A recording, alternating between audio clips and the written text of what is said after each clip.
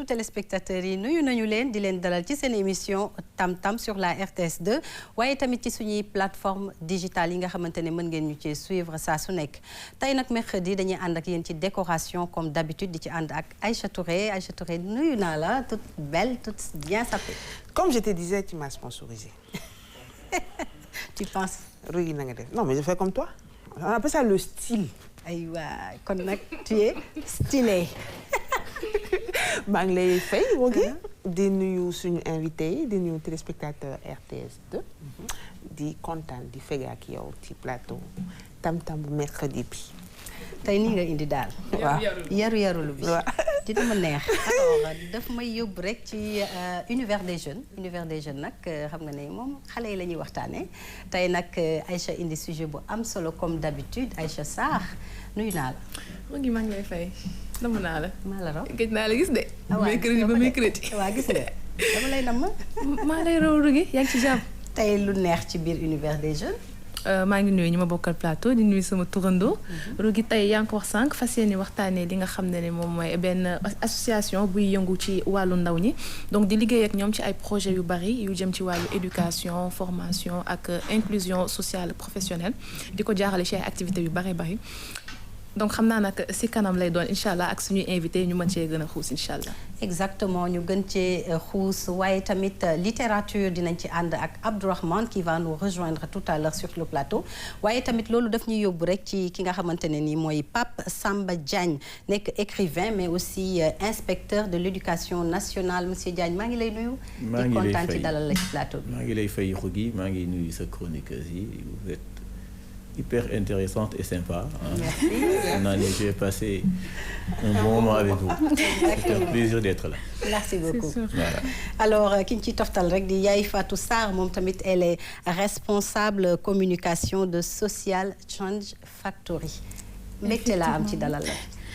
maa ngi lay nuyu Rougui di la jaajëfal waa RTS2 yëpp di nuyu les deux Aïcha au carré elles sont toutes mimi macha allah. di nuyu tamit sunu écrivain bi nga xamante ni day bañ woowee boppam écrivain di wax ni que j'ai hâte di dégg lu muy wax ci livre bi. exactement voilà di nuyu téléspectateurs yi voilà. alors dañuy def lu dul dem rek jëli suñu bac daal di tàmbali émission bi ak décoration.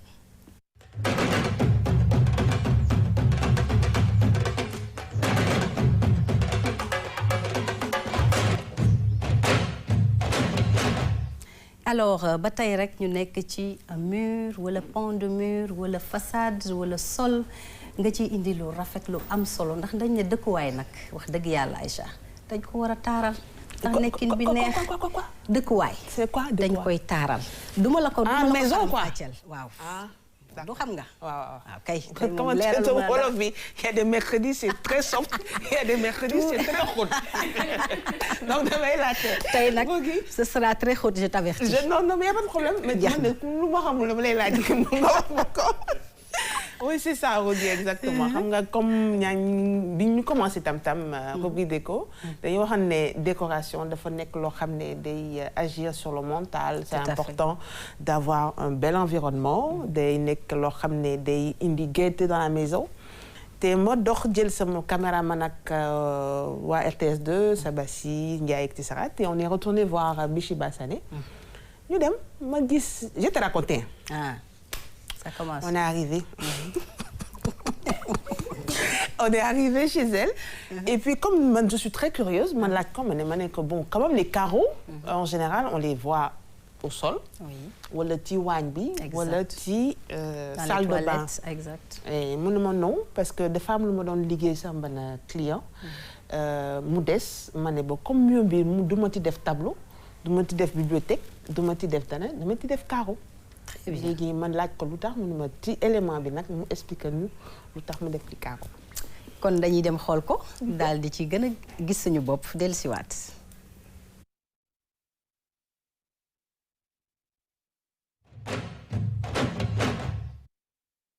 dama amoon benn chantier donc mu desoon xaw ma lu ma koy def rek ma xool sànni moom mënta ne lu ma mën a récupérer rek je récupère.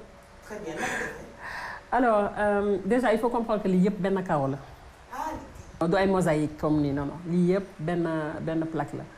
en fait par paquet lay ñëwee le paquet il est assez cher donc mënu ma woon sànni lii quoi. paquet bi des fois mu def ay ça dépend entre 8 et 11 pièces.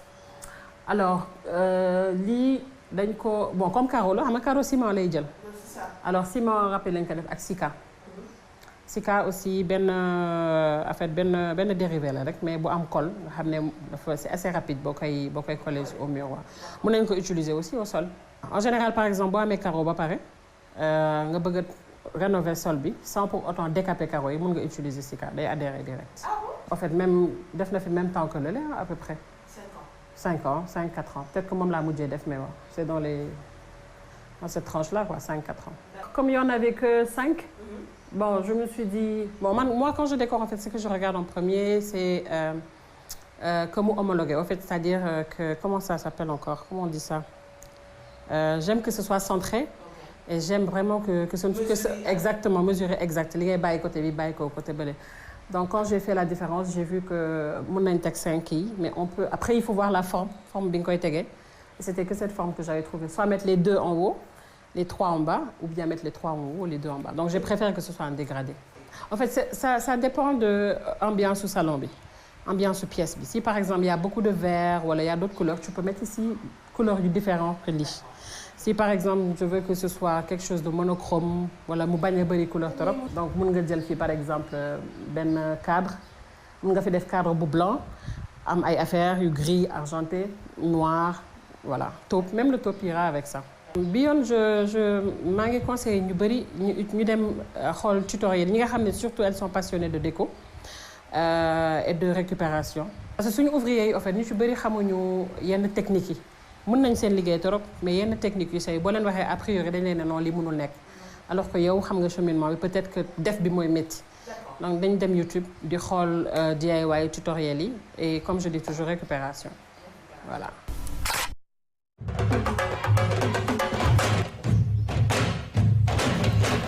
ah lii de astuce dëgg la Aïcha. en plus xam nga dafa am benn innovation bu ci nekk parce que carreau doonuñu ko woon xaar que nga jël ko nii rek coller ko ci sa mur un mur déjà prêt foo xam ne defar nga ko ba pare doo xalaata def carreau daal pour def ay design nii mais elle est fun hein. Tu as vu non? Ah oui. J'ai terminé quelque chose que tu aimes. Ah comme d'habitude.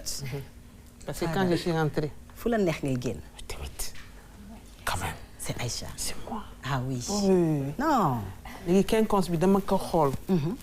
ma ne mais pourquoi ne pas mettre des carreaux dans le salon léegi à la place de xam nga gis nga espace bu vide bi. mën nga ci def sa cadre. bien sûr. mën nga ci def des photos. ouais. des pendules. pendule c'est vrai. sama genre yi diplôme CEP bi. waaw waaw encadré bi waaye boobu de dafa xaw a xewi léegi. bàyyi rek ñu def ko ci ah non non léegi rugi sama CEP nga ni dafa xewi parce que dafa màgget quoi Dieu te voit donc genre entre autres je retire ce que j'ai dit.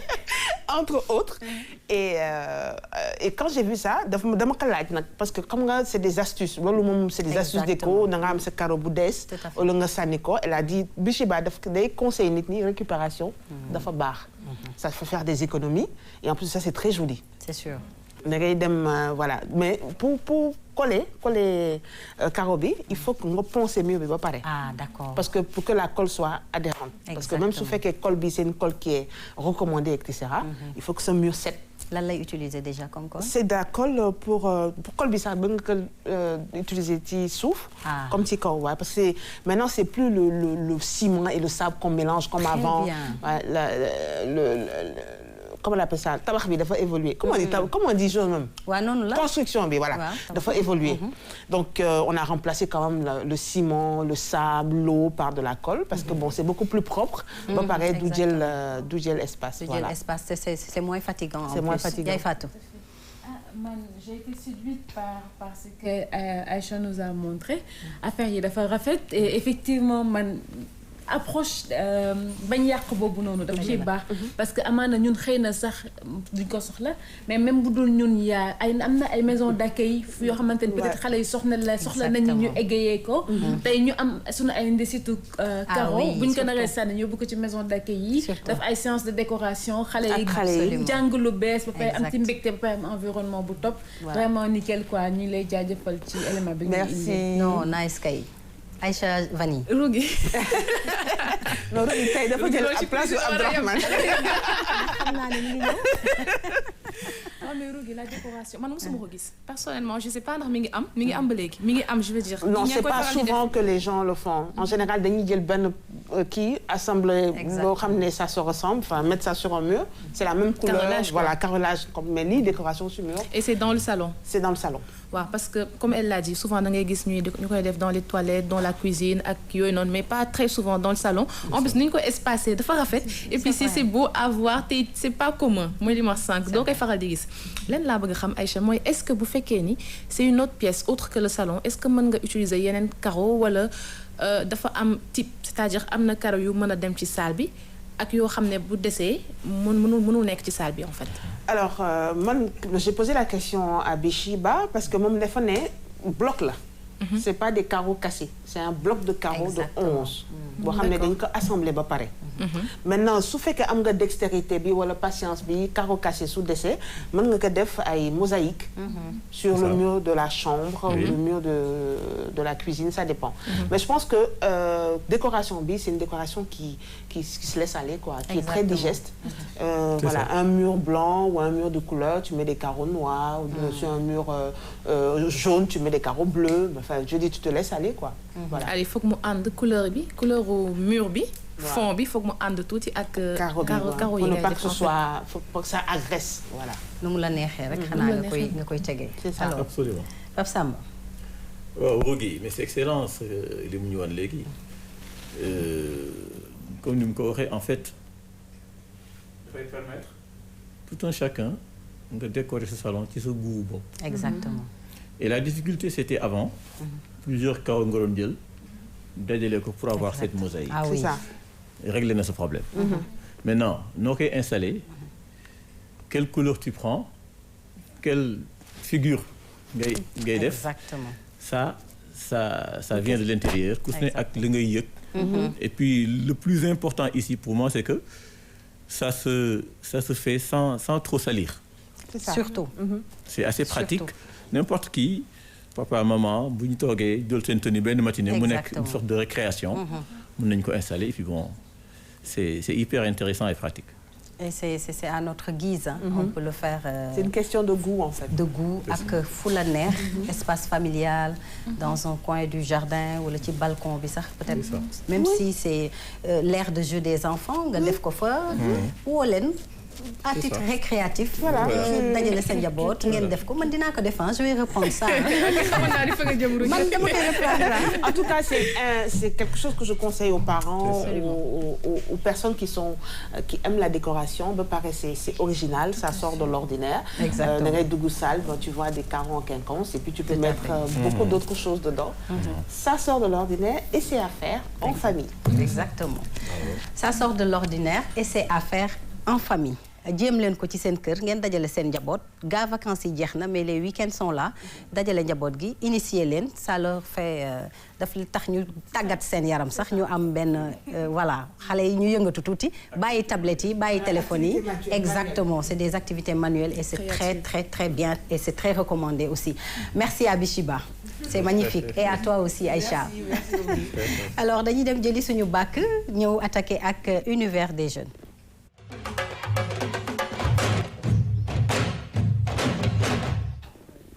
Alors, un centre de leadership qui œuvre dans l'éducation, l'insertion professionnelle, le social et l'accompagnement des jeunes. Aïcha tey loolu nga ñu indil mu doon loo xam ne nag lu am solo la ndax da nga boole lu bari. ci benn mbir. muy sa univers des jeunes tey. waaw lu gi sànq waxuma ko sax donc mi ngi tudd organisation mi ngi tudd Social Change Factory. Exactement. donc ñoom dañuy yëngu ci lépp li nga xam ne dafay nekk wàllu jeunesse yemuñ sax ci jeunesse mais comme univers des jeunes là yoo xam naa ci laa koy focaliser. donc dañuy def ay activités yoo xam ne c'est des projets liés à l'éducation à la citoyenneté ak formation ak yeneen ñu koy def à travers ay compétitions ak yeneen activités yoo xam naa suñu invité dina ci ñëw. donc loolu yëpp ñu ciy yëngu donc vraiment di def liggéey bu rafet. lu ci mel ni voix des jeunes ñu ngi koy dégg donc ñoom ñoo ko initié ak yeneen projet yoo xam ne ñu ngi koy def ak ndaw ñi les enfants le primaire ak yooyu noonu xam naa nag rugi duma tungu ne du teew ñuy nataal. Exactement. donc dinaa bàyyi Yaay Fatou nga xam ne mooy seen chargé de com mu gën ñu expliquer li nekk ci biir. tout à fait alors Yaay Fatou li ñu ko waxee rek éducation dafa nekk lu am solo ci réew mi. ndaxte le 11 octobre bi passé ñu ngi doon fêter la journée des jeunes filles. te ku ne jigéen xam ne taxawaayam dafa am solo ci société bi. ñu wax leen nag maintenir à l'école ngeen nag def am ci taxawaay bu am solo. dañu naan jigéen dinañ ci toftal góor ñi sax mais man jigéen ñi laa faral. donc waaw nañ leen maintenir ci école yi ñu génn raw góor ñi gàddu drapeau Sénégal nii di dox ak moom du dëgg. dafa leer Rougui maa ngi leen di nuyuwaat encore di wax ni wax ngeen daanaka lépp.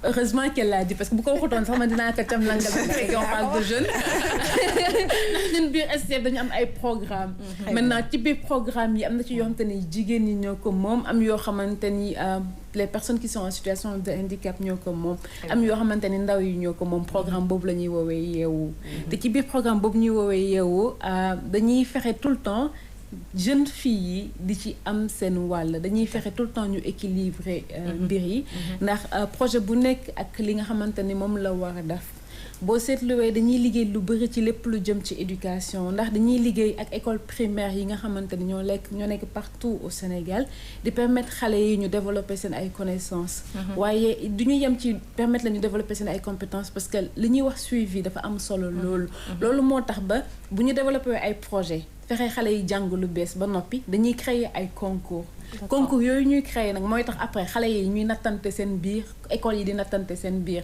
d'ailleurs prétexte boobu la ñu am gis sax seen yenn activité nii à l'écran waaw kañ lii par exemple mooy yaa ma gën a xam bii nii benn quiz éducatif la boo xam te ne dañ ko développé mu existe ci version physique existe ci version numérique benn application fexe nañ ba 45 écoles au Sénégal jongante xale yi li ñuy jotagum jàng ak li ñuy jotagum gis ñu nattante ba nga xamante ni léegi 7 écoles ñoom ñoo wax final d'ailleurs samedi bii nii la ñu wax final léegi 7 écoles yooyu finale bi ñu finale ba noppi dinañ leen dimbale en plus de ça en matériel da nga xamante ni rentrée scolaire bii di ñëw xale yi dañu nekk déjà ñi ngi ci déjà jeudi la suba la incha allah mais xale yi bu ñu jàngiwee rek dañu am tout ce qu'il leur faut comme outil pour mun am année scolaire bu baax te yaa ma gën a xam bi du yem fii day continuer noonu la ñuy toppatoowee tamit xale yu jigéen ñi kese ci biir projet bi ñuy wax PASA parce que xale yu jigéen ñi dañoo gis ni am na ci yenn gox-goxaan ñoo xam te ne boo fa demee du ñu mun jàng ndax ménage togg exactement donc ñun newuñu leen bu leen ménage bu leen togg parce que xëy na yarinu réew mi loolu la laaj aussi dañuy privilégié góor ñi parce que man am na benn kër sax bu may faral di seen te foofu xam naa dinaa fa doxantu ndax dama fa gis góor ak jigéen damay gis ku jigéen ki toog di raxas ndab ku góor ki yor kayem les samedis et les dimanches toog ci gi di réviser gis nga loolu dinaa fa dem nag dinaa ko ne nag góor gi na raxas jigéen bi fabee bu ñu paree ñu jëlandoo seen kay loolu mooy yoon loolu mooy yoon parce que li ngay wax nii bu dee di am xoolal rek ko góor ki raw na ko déjà parce que moom temps bi muy jël di concentré wu ci jàngam ku jigéen ki amu ko donc ñun dañuy fexe tout le temps ñu am benn équité mooy égalité des chances entre les jeunes garçons et les jeunes filles Pape Samba ça c'est excellent moi je suis bien content tey ñëw fii parce que li mu wax ne ñun si la ñuy liggéey. ñun éducation nationale moo tax ça m'a fait sourire. dinaa Aïcha Gaye mi ngi reetaan di saboter mais en fait li mu wax ça entre dans le cadre wax na ko égalité des chances. tout à fait. éducation nationale dafa bëgg une éducation inclusive qui inclut toutes les couches sociales. exactement. ñu insister nag ci ñi ñu discriminer. c'est ça am na ñoo xam ne dañu leen discriminer par la culture. j'en parle dans le roman d'ailleurs. jigéen ñi en général dañu leen rattaché aux tâches ménagères. le parent bu amee ñaari choix yu muy def. exactement bourse bi doyul. moom laa yëpp moom lay ma éliminer ko. dëgg la. parce que l'homme xëy na dañu naan mooy wuti jabar en tout cas c'est des représentations yi nga xamee ni moo indi à la longue jigéen ñi dematuñu école góor ñi di dem. Exactement. beneen discrimination bi aussi bi nga xam ne c'est un fait culturel wax na ko mooy les personnes porteuses de handicap. Exactement. Or dañu ni l'éducation est égale pour tous. ñëpp dañoo war am les mêmes chances. Exactement. d'accéder à l'école mooy accès. de se maintenir là-bas toog fa. D'y rester. et de réussir. parce que góor baax na. Wallaay. jigéen baax na. Wallaay.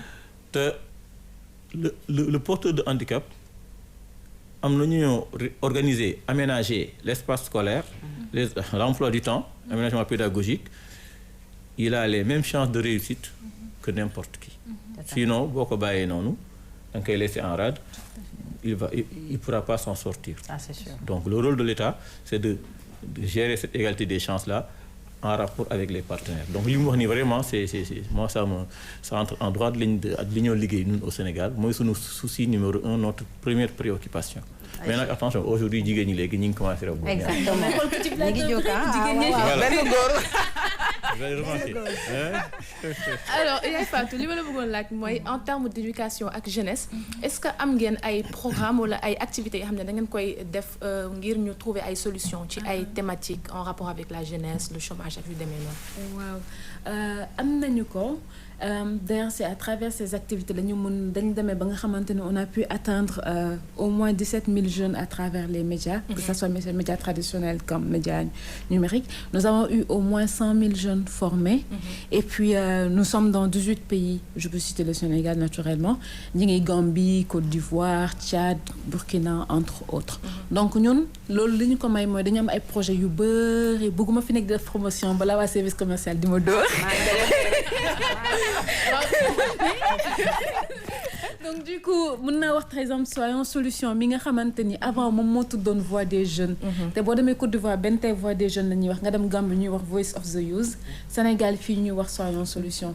Imaginez Soyons Solution c'est 25 jeunes. 25 jeunes yooyu noonu bi ñuy ñëw casting. C'était pas que ces 25 jeunes, c'était une tonne de jeunes yu dul jeex du xaaj. Mais on a retenu les 25. ku ci nekk da nga ñëw ak sa solution bi ngay proposer pour sa communauté. xam nga loolu rek déjà c'est quelque chose. te yow ci biir casting boobu noonu ñooñu noonu même boo leen retenirul ñi si des yëpp jot nga waxtaan ak ñoom dara loo xamante ni da leen di dooleel. jot nga leen boole ci benn groupe WhatsApp jot nga leen xamal un peu Soyons Solution de sorte que ñoom mën nañu suivre. pour am le modèle pour les autres. Exactement. Et 25 yi ñu retenir ñooñu dañ leen di former dañ leen di accompagner. dañ leen di outiller ba nga xamante ne dañuy mettre en œuvre seen solution yi Aïcha. Donc moi les questions que je voulais poser suñu invité bi quels sont les critères de sélection de ces jeunes. D'accord alors projet bu nekk ak li mu laaj. am na yoo xamante ne ndaw yee ko moom donc ndaw yi dañuy am seen critères spécifiques. boo jëlee Soyons Solution par exemple dañuy fexe mu doon jeune boo xamante ni am na lu muy jéem def pour communauté woon. D'accord tey Soyons Solution ce sont des jeunes de la banlieue ah est-ce que ndaw mi. am na loo xalaat defal sa communauté. est-ce que ndaw mi jot nga def dara pour sa communauté ba ñu gis ne que lii def nga ko. yow li nga bëgg a def est-ce que volonté bi mi ngi ci à fond. xam nga est-ce que sa intérêt ngay xool wala intérêt askan wi ngay xool.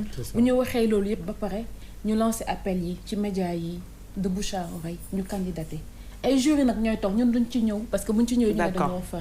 jury yi taamu jeunes yi nga xamante ne ñoom ñooy ñëw. ànd ak ñun ci parcours bi tout au long bu ñu paree nag ñu continuer leen di bunge financer bu waree am ñu financer formation bi nekk ci lépp nekk ci. kii c'est sur les projets c'est sur quoi quel domaine santé éducation sociale. projet yi ñuy andi ñoom jeunes yi. alors. candidats yi. ça dépend hein par exemple am nañ benn projet boo xamante ni ça concerne l'aspect écologique. kooku par exemple moom lan la Tifa la jël. day xool nan lañ koy transformer en charbon. am na koo xamante ni moom ndox taataa yi.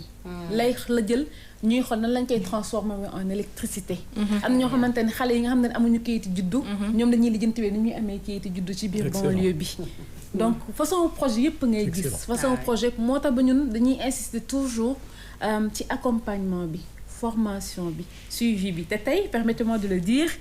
suñu gisee ndaw yi nga xamante ne ñoom ñoo jot a jaar Voix des jeunes mooy ñi ñuy wax alumni te tey ñu koy woowee Soyons Solution suñu xol day sedd parce que nekkul amaana même bu dee am nañ xaalis affaire bi du xaalis kese mais non seulement ñi ngi réussir dans leur vie mais li ñuy defal askan wi dafay sedd xol parce que da ngay xam ne ñan lañ ci mën a citer ci ñoo xam ne xam nañu leen jamono ji. ñëw leen ñu citer Abdourahmane mi nga xamante ne ci kër gi la bokk.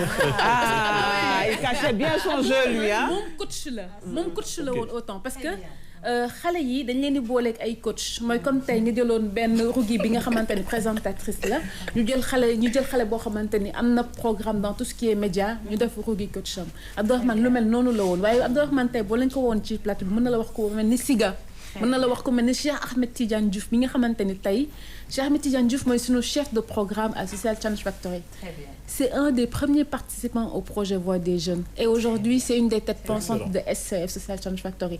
Et là dafay sedd xol parce que xam nañ ni au moins ñun jëriñ nañ dara askan wi Sénégal Afrique et le monde de manière globale.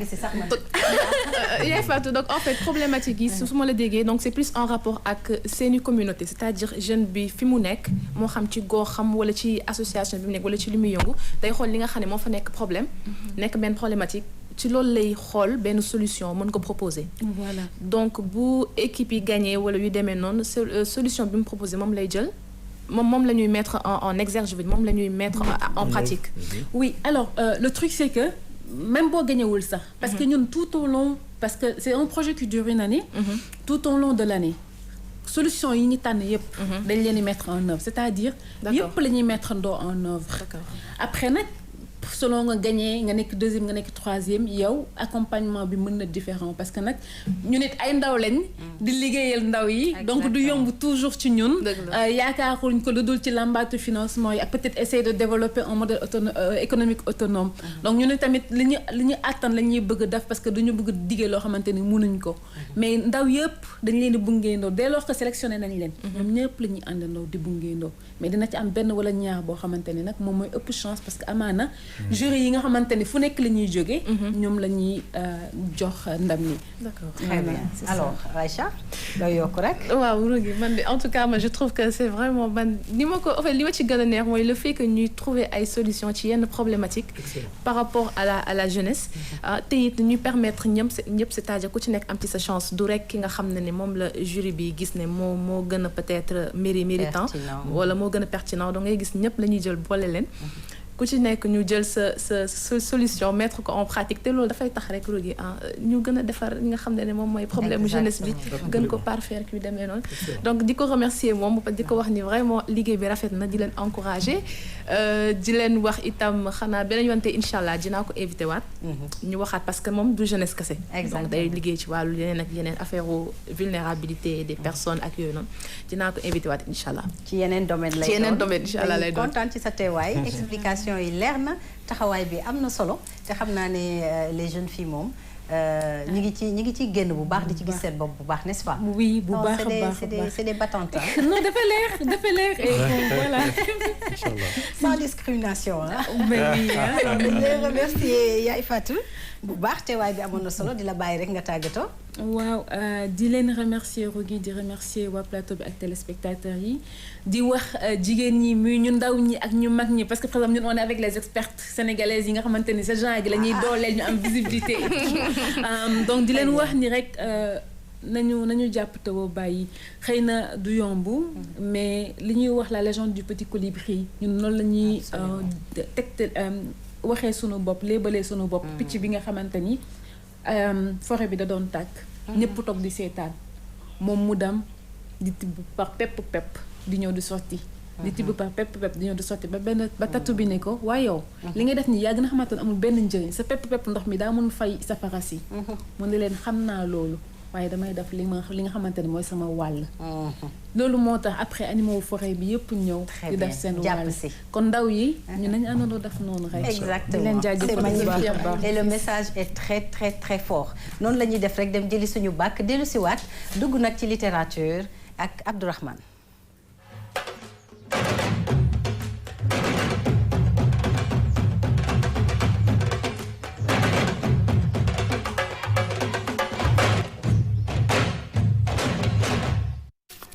ak littérature tey dañuy ñëw ci roman bi nga xamante ne mooy Repêche-moi au piroguier alors muy roman wu Pape Samba Diagne nekk fii sur le plateau nekk suñu invité ñuy ci am mbégte nag ndax c'est un roman très très intéressant on peut dire que c'est un cri de cœur boo xamante ne nii képp kenn ku nekk mën nga cee gis sa bopp noo ciy gisee sa bopp ndax difficulté bi nga xamante ne yaa ngi koy dund roman bi mën na la servir de cri de cœur pour nga mën cee gis sa bopp mën cee yuuxu woote au secours Abdourahmane. soxna Rougui maa ngi lay nuyu. nuyu naa la dalal la sama mbokk yi nga xamante ne moom laa fekk ci plateau bi soxna Aïcha ak Aïcha. tey bu ko faale dégg nga. waaw tey moom gisoo dama ñëw ak sama kii quoi. tey bu ko ouais, faale tu vois donc ak Aïcha beneen bi ma jàkkaar lool ak du nuyu sama invité bi. Pape Samba Diagne. di wax ni au passage comme que Diagneen la.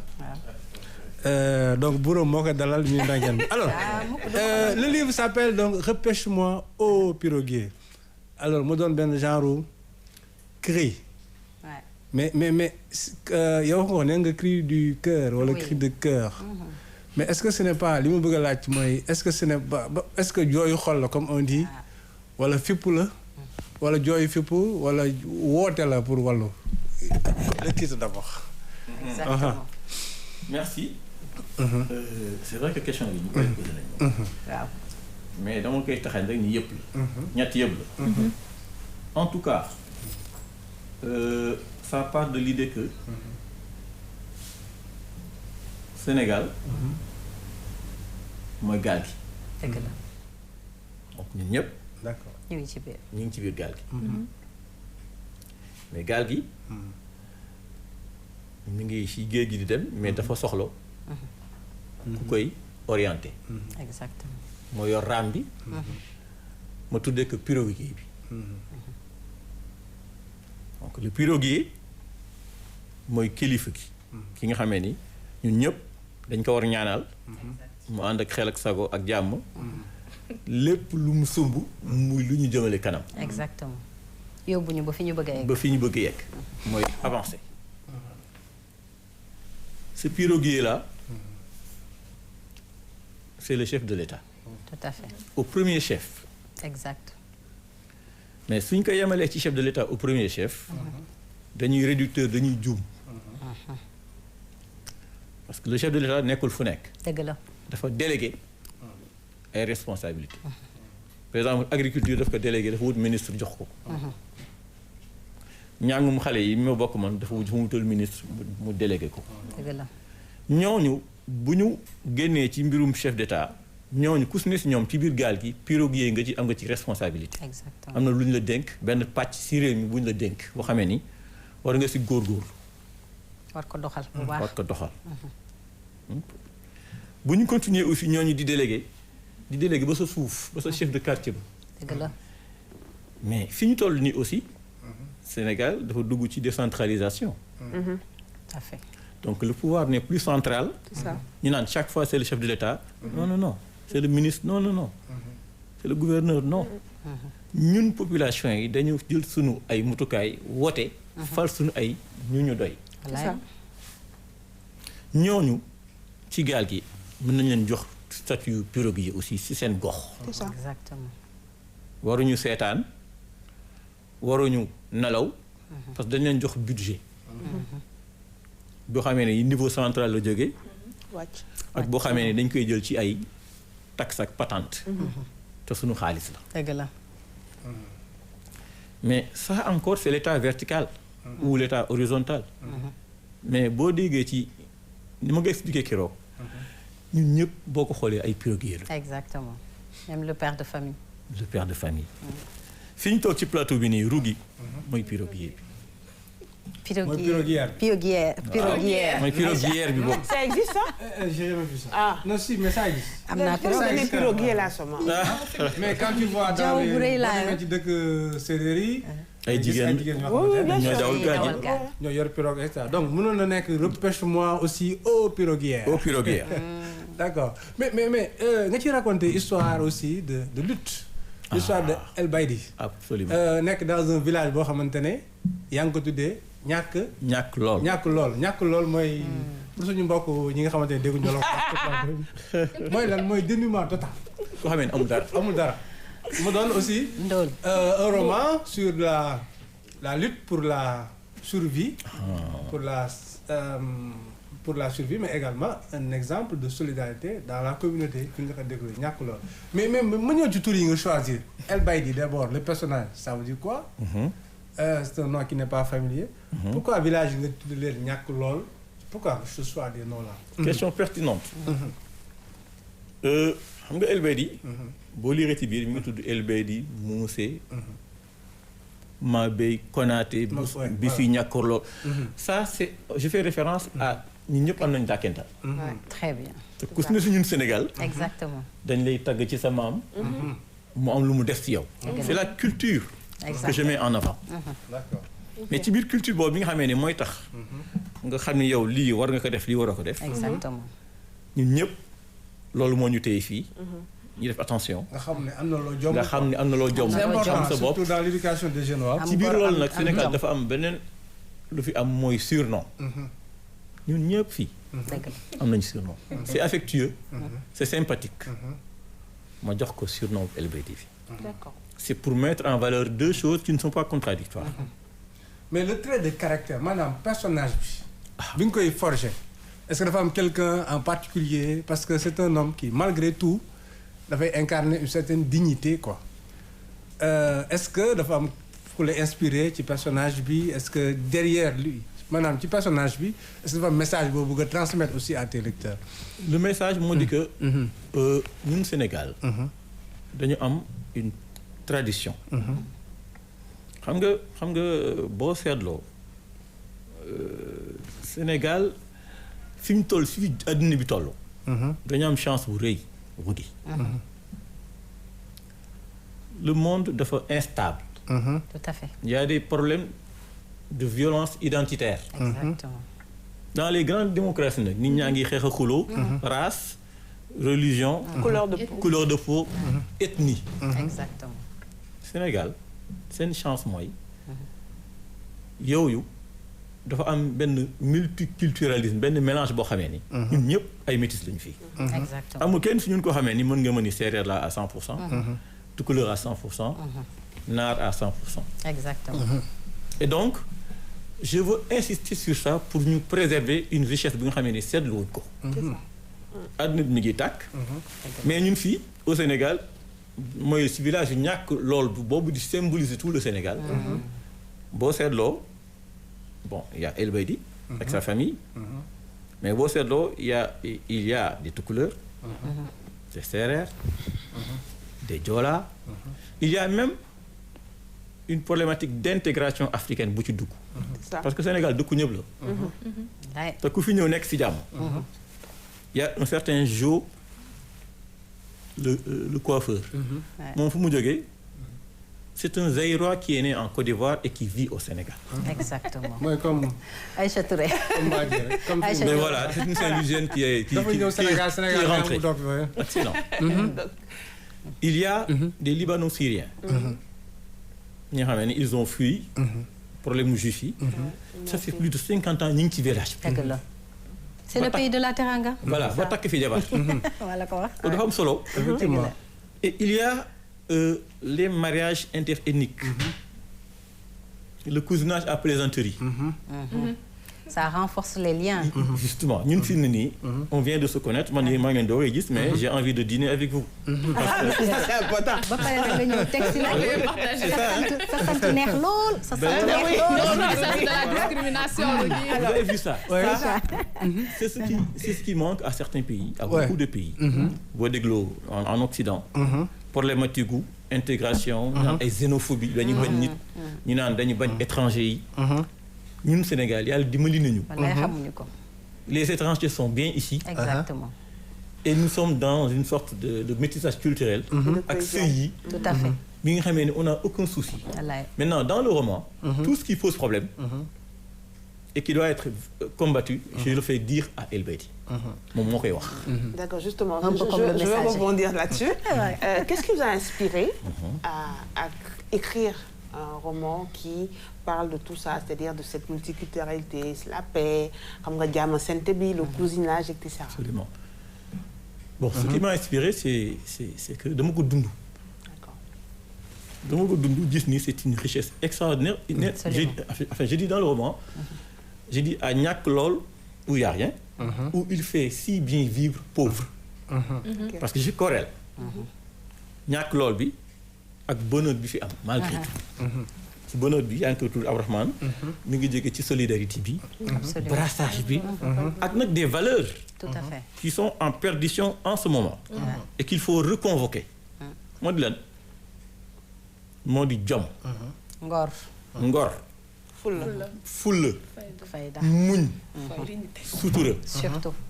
Aujourd'hui dans les réseaux sociaux. Les gens ils font ils disent n'importe quoi. nag bu ñu fa ñëwee rek dañuy xam ne. sutura ñàkk na lool. waaye tamit ngor ñàkk na ak surtout yar. Le parce respect. que là où il fait bon vivre. yar dafa am. xam sa place dafa am xam ne la liberté. de chacun s'arrête là où commence celle des autres. celle de l'autre. Donc loolu rek il va faire bon vivre. Aïcha nga ñëw balaa muy rebondir. waaw li nga wax Rougui am na solo parce que dañuy gis ne souvent ñu bëri dañ jàpp ni richesse mooy xaalis c'est pas de la culture c'est pas des maanaam ay idées yu ñu lay inculquer bi nga nekkee xale alors que c'est très important ñuy xam ne ni que en fait lii def richesse ak lii def li nga xam ne mooy rareté nit ki mooy li nga koy wax sànq Rougui ni ñu koy yaree. donc valeur yi muy demaale en fait. Absolument. Donc loolu dina tax fu mu mën ci dem dina neex a nekkal te dina mën a fu mu dem daal day intégré parce que day xam ne ni am na valeur yu ñu koy inculquer am na lu muy seet ak li muy bañ ak loo xam ne vraiment du ci dugg. saa ñu ngi koy wax du ci dugg jomb na ko exactement c'est le mot que je cherchais donc jomb na ko donc c'est très important c'est un livre assez loolu sax. assez complet. on va dire assez complet. ça touche à tout. oui yar gaa ngi ci xam nga Rougui maa ngi lay wax naan ne suñu invité bi jaañeen la. wallaay moo tax mais gis naa ne xam nga écrivain suñuy bind. dañuy jël seen habitude jox ko personnage. c'est comme ça. monsieur noonu la. bon on le dit ma waaj yi rek. LBD la. su xëyee suba day lekk cere ak meew. ba pare mu dem après ngoon si mu dem. midi mu dem couscous arrosé un feuille de nebedaay. journée bi jeexagul. cere mbuum ci matin bi cere mbuum waaw. ci tisbaar bi mu dem jël couscous à la sauce d'arachide. boobu mooy cere LBD moom. léegi ci ngoon si également mu lekkaat bëggoon na cere daal maanaam takkusaan mu jëlaat couscous feuille de chou. c'est ça ngoon si mu dem waa xam nga bàyyil dege mu raake. laaxu nëtëri beeg. en fait mbeng la sax loolu habitude jaajëf la. formidable excellent. En fait là aussi. En fait dañuy vanter. di chanter. la culture sénégalaise là, dans tous les sens. C'est ça. Effectivement. L'alimentation. Exactement. Avec nag un clin d'œil à l'économie. ok lay cosaan la ñun dañu bëgg autosuffisance alimentaire. cosaan la de. cere ak meew di cosaan importer ceeb bi. saamu séeréer. alors que suñu cere bi. dara daxu ko. dara dara gënu ko te ñu ngi fi à gogo. dëgg la. donc suñu ko transformer enfin dans les conditions les meilleures. mën nañu ci am satisfaction. bu baax. Donc, dafa am un volet économique. Effectivement. Il y a aussi un volet vestimentaire. Il y a un volet langagier. waaye gis naa nga dugal ci beaucoup il y a beaucoup de mots wolof ay yenn proverbes yi parfois. waaw parce que ñun. dafa am lu naan l'humour sénégalais. particulier. il est particulier. exactement. xam nga nit ñi xam nañ l'humour français. ñun sénégalais l'humour français. duñ ko comprendre duñu reeloo. day ñàkk xorom. waaw day ñàkk ñun Sénégal ça manque de saveur. ñun Sénégal dafa am nu ñu déggee humour. lay dañu xoromu nag. te humour bi. parfois la langue française du ko rendre. c'est excitant. kenn mënu ko traduire quoi. accessible. absolument. moo tax dama koy jël en wolof. et là j'ai eu un problème. Le problème c'est que est-ce qu'il fallait écrire le wolof. avec l'alphabet et la topologie et la grammaire wolof. Ce qui poserait problème parce que quelqu'un comme vous est-ce que dina ko mën lire. ah waaw loolu day coow de. monsieur Diagne nag quelqu'un comme moi c'est-à-dire. non quelqu'un comme moi. doo ko lire ndax dégg na la léegi ma naan dëkkuwaay nga naan dëkkandoo. c'est vrai. C'était ça l'inquiétude. Ouais. Or c'est un roman qui doit pas poser de problème. absolument. Donc il m'est arrivé d'écrire ça comme ni ñu ko war a bindee. comme ni ñu ko war a bindee. ci wolof. parce que nous sommes en train de travailler dans le sens d'enseigner la lecture en passant par les langues nationales. Ce qui est important. Mais en attendant, comme c'est un roman, dama ko bind wolof bi de façon. ni ñu ko boo ko déggee boo ko liiree ni ñu ko déggee nga koy lire. Parfois je mets 2 A. baal ka. D'accord. Pour que qui lire va perdre du temps dans ça. Exactement. Ça aussi c'est un clin d'œil à l'éducation nationale et à la promotion des langues nationales. Surtout. Li nga xam ne ministère de l'éducation nationale daf ciy dugg. Effectivement, parce que yow finalement, comme on dit, à la base aussi, hein, inspecteur C'est mon de métier. l'éducation. Inspecteur de li mu wax dafa am solo sax Abdourahmane ndaxte léegi yenn saa yi di nga lire en wolof doo comprendre mot bi doo xam lan lay bëgg a wax alors que yow xam nga mot bi mais doo xam parce que sur les réseaux sociaux quand il y a un affairage, c'est-à-dire qu'il y a une histoire, ça concerne peut-être des séries sénégalaises et tout, comment on a l'habitude pour promouvoir notre langue nationale di ko bind en wolof avec l'alphabet wolof. Ñeneen duñ comprendre. Par contre, lui, quand il écrit BAL, c'est beaucoup plus facile à comprendre déjà. C'est ça. Voilà. Tu sais ce qu'il veut dire. Voilà. Quand bu ñu bind moo yu mel ni tàccu non xale même mën nga def XX peut-être KH mais tàccu applaudir c'est des mots yi ngay bind avec 2C. Tu mets ça avec 2C. Avec U. Avec U. Voilà. Mais keneen mën na ko lire takku. c'est-à-dire du ko xam du ko xam. Voilà mu koy lire. Mais il y a des cours d'alphabétisation. Il faut aller vous faire. Vous êtes des analphabètes. En wolof. loolu mooy tool yi. Mais alors qu'on lit le défense. français, on doit pouvoir lire notre langue nationale. Ah mais bien sûr. Mais parfois c'est plus digeste selon les auteurs aussi. Parce que moom ni mu ko waxee bosam, voilà, c'est plus accessible. Bon, il a préféré, bon, c'est peut-être la liberté du créateur. Il a préféré que son texte soit accessible, maanaam pour lire comprendre dafa nekk naan. C'est ça, mais c'est ça l'objectif en fait. Wala nga lire suite bi doog a comprendre mot bi nga njëkk a lire. Effectivement. Maintenant, xam nga wax nga waxu lamb léegi. Vous savez, nit. Aujourd'hui, on est dans la ni ko Senghor waxee dans la civilisation du donner et du recevoir. Exactement. Sénégal, ñun suñu gaal gi dans le commerce international, avec la mondialisation dañu war am lu ñu yóbbu. Tout à fait. Les Japonais am nañu follow indi seen lutte boobu. Les Chinois indi nañ seen arts martiaux yi. Ñun aussi, nous avons notre tradition, la lutte mbapat et la lutte avec frappe. C'est typiquement sénégalais. Exactement. Donc dama koy valoriser. Damay valoriser aussi la circoncision. Tout à fait. L'œil bi. Pourquoi? Surtout nag les cérémonies derrière. Les cérémonies derrière, la culture de l'excision. Voilà, toutes ces valeurs de ngor. Ay kasak jom. Exactement. yaa ngi koy jëlee dans un processus d'éducation traditionnel qui commence à la maison avec ce qui manque à Dakar. La grand-mère et le grand-père à la maison. Exactement. C'est très important. C'est très important. Mais loolu mooy parce que El Baïdi a été élevé par sa grand-mère. sa grand-mère. Ouais, qu'il a aimé. Il a gâté un peu. Yaroumam aussi. am na am fu na ay mu baaxee. avantages aussi am na fu mu baaxee ouais. Et il y a des inconvénients. Il y a des inconvénients aussi, non? Il y a des inconvénients parce qu'il est gâté. C'est ça, mais inconvénient bi c'est parce que le parent n'est pas là wala les deux parents ne sont pas là. En général. Mais bu ñu fa nekkee grand-père bi wala grand-mère bi nekk fa moom il y a que du bien. Ça dit bien. Que du C'est un bien. avantage. C'est un avantage. Alors on revient sur le livre. C'est un livre qui a une histoire, hein, parce que yaa ngi commencé bind très jeune, hein. Enfin, un peu plus jeune, un peu plus tôt, quoi. J'allais poser même la question. Ce gars parce que- juddu nañu bi ma koy jënd. Ah oui. Je l'ai écrit en 91. En 91. Ah, 91. Ouais, màgget 91, màgget ouais. nañ kay ngay wax 91. màgg nañ. Ouais. Qui quoi, faut pas Aïcha ki di wax sa Non, on se connaît, on se connaît. Ouais, monsieur Diagne, xam nañ ki fi nekkoon ak ki fi nekkul woon. On a compris, on a compris. Bon.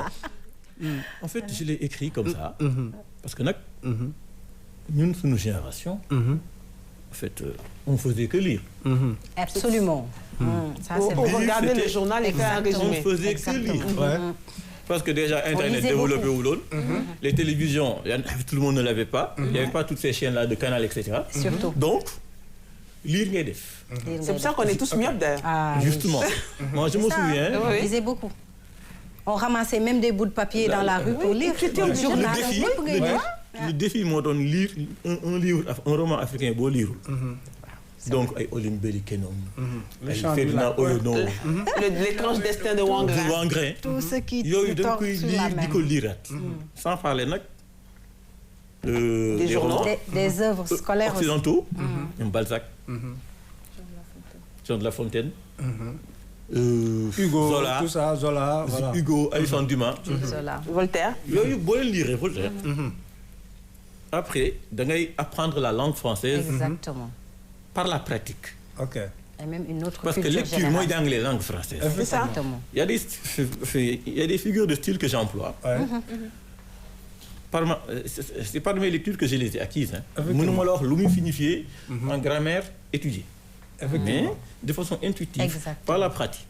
Donc moo tax ñu naan il faut faire lire les enfants. C'est Là, c'est important. sûr, c'est très Ouais. important.